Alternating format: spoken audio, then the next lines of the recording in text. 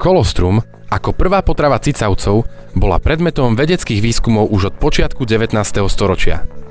Americký tím vedcov mnohé roky pracoval s tými najkvalitnejšími vzorkami, kým sa mu podarilo identifikovať špecifické zložky, tzv. PRP proteíny, ktoré zodpovedajú za celkovú koordináciu úloh imunitného systému.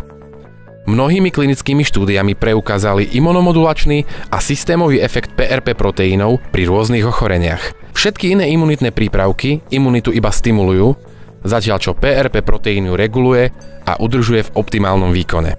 Hlavnou úlohou PRP proteínov je, že vysielajú signál bunkám imunitného systému, aby bunky vykonali potrebnú činnosť.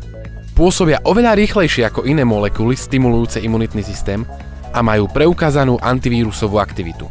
Napríklad počas pôsobenia škodlivých toxínov, baktérií a vírusov, ako napríklad pri chrípke, prechladnutí alebo herpese, PRP proteíny naštartujú imunitný systém a v čase nadmernej aktivity imunitného systému, napríklad pri alergii alebo autoimunitných ochoreniach, vysielajú PRP proteíny signál bunkám imunitného systému na zmiernenie ich aktivity. PRP proteíny dokážu učiť a harmonizovať imunitný systém a udržiavajú ho v rovnováhe. Monsia colostrum. Toto 100% krávské kolostrum, ktoré obsahuje až 4,5% PRP proteínov, je vhodné ako dlhodobá prevencia pred ochoreniami. Prinášame vám aj Optimum, ktoré obsahuje 3-krát viac PRP proteínov ako kolostrum.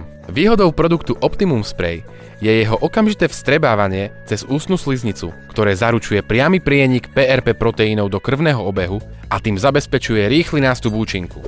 Produkty si môžete kúpiť v ktorejkoľvek lekárni vo vašom meste alebo tu a teraz v našom internetovom obchode.